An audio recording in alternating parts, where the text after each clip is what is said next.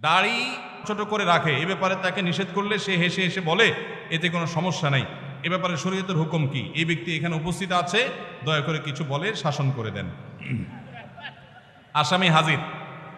ভাইরা আমার, দাড়ি লম্বা করা এটা নবী সাল্লাল্লাহু আলাইহি ওয়াসাল্লামের নির্দেশ। তিনি বলেছেন আফুল্লুহা আরফুল্লুহা, তোমরা দাড়িকে ছেড়ে দাও। দাড়িকে ছেড়ে দিতে বলেছেন, লম্বা করতে বলেছেন। সাহাবীদের মধ্যে এক মুষ্টির পরে, বুখারীর হাদিসে এক মুষ্টির পরে অতিরিক্ত অংশ কাটার বিষয়টা সাব্যস্ত আছে। এর আগে, এক মুষ্টির আগে সাহাবীদের কারো কাছ থেকে, নবী সাল্লাল্লাহু আলাইহি ওয়াসাল্লাম থেকে কোনো হাদিসে দাড়ি কাটা ছাটার কোনো প্রমাণ নাই। এই জন্য সারা বিশ্বের প্রায় সব উলামায়ে ইকরাম একমত যে দাড়ি লম্বা করা ওয়াজিব। কিছু ইখতিলাফ আছে, আরবের কিছু আলেমদের ভিন্ন মত আছে। বেশিরভাগ আলেমদের মতে হলো দাড়ি লম্বা করা কি ওয়াজিব। ইজিপশিয়ান কিছু আলেমদের ভিন্ন মত আছে, আরো কিছু আলেমদের ভিন্ন মত আছে, বাকি মেজরিটি আলেমদের মত হলো ওয়াজিব। আমরা বলি দাড়ি রাখা সুন্নত, সেটা সুন্নত এই অর্থে নবীজিও দাড়ি রেখেছেন, সেই হিসাবে সুন্নত, কিন্তু তিনি নির্দেশ করলে সেটা কি হয়ে যায়, সেটা আমভাবে ওয়াজিব হয়ে যায়, সেই হিসাবে দাড়ি রাখা ওয়াজিব।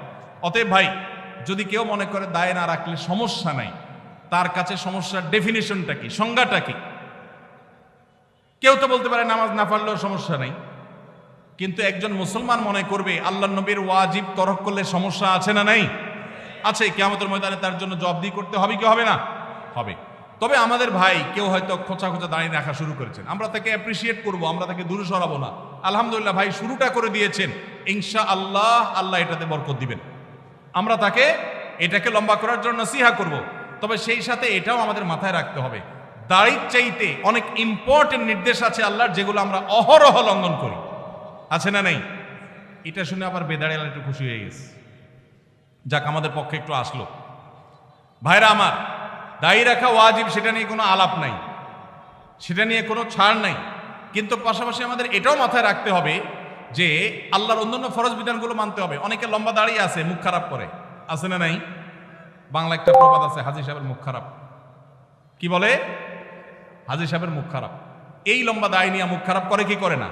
এই লম্বা দাড়ি নিয়ে দোকানদার দেশি মশারি আর ইন্ডিয়ান মশারি মিশায় দেশি মশারি তেলগুলো বিক্রি করে কি করে না? তাহলে দাড়ি আছে, তিনি ওয়াজিব আমল করেছেন, সবও পাবেন, কিন্তু যেই কাজটা করছেন ওইটা দাড়ি রেখে যে সব পাচ্ছেন তার চেয়ে অনেক বেশি ক্ষতি তিনি করছেন ওই কাজটা করে। ঠিক না ঠিক? এই জন্য আমাদের পরিপূর্ণভাবে দ্বীনে প্রবেশ করতে হবে। আল্লাহ আমাদেরকে তৌফিক দান করুন। কিন্তু সেই সাথে দাড়িও লম্বা করার চেষ্টা করতে হবে। কিন্তু কোনো ভাই করছেন না, আমরা বেশিরভাগ মানুষ অন্যকে নিয়ে পড়ে থাকি। একটা বড় মুসিবত হলো বাংলাদেশের মানুষের, আমরা অন্যের চরকায় তেল একটু। আমাকে আল্লাহ দাড়ি রাখার তৌফিক দিয়েছে, আলহামদুলিল্লাহ। আমি এখন চিন্তা করবো আমার আখলাকটা ঠিক হয়েছে কিনা, আমি বউরে বাসায় গালি দিই কিনা, আমি কর্মচারীদের সাথে চালের মতো ব্যবহার করি কিনা, আমি মানুষের হক মারি কিনা, আমি দেখবো আমার বাকি আর কোথায় ল্যাকিংস আছে সেটা আমি দূর করব। আমি দাঁড়িয়ে আছে, এই জন্য যার দাড়ি নাই তারে খোঁচা মারি করি আমি, এটা তো কোনো মুসলমানের কাজ হতে।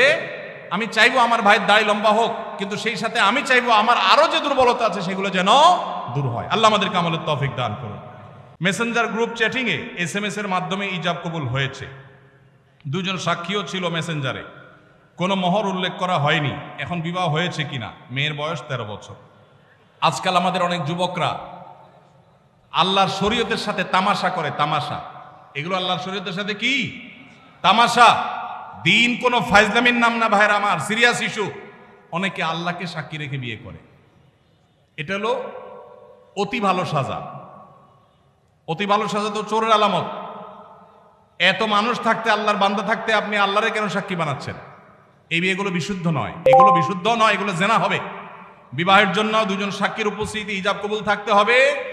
এই মেয়ে, বাচ্চা মেয়ে, তার বাবা কোথায়, মা কোথায়, অভিভাবক কোথায়, কোথাকার মেয়ে, জেনা করতে গিয়ে অনেক যুবককে শয়তান নেক্সুরতে ধোকা দেয়। তারা মনে করে আমরা হালাল করছি, অথচ তারা জেনায় লিপ্ত আছে। আল্লাহ আমাদের যুবক ভাইদেরকে হেদায়েত দান করুন। এগুলো জায়েজ নাই ভাই। কোনো ব্যক্তি যদি তার সম্পত্তি 5 জন সন্তানদের মধ্য থেকে একজনকে বাদ দিয়ে 4 জনকে লিখে দিয়ে দেয়, সে ব্যক্তি মারা গেলে তার জানাজা নামাজ পড়া যাবে কিনা? ভাইরা আমার, আমাদের দেশে অনেকে এই কাজটা করেন, তেজ্যপুত্র করেন।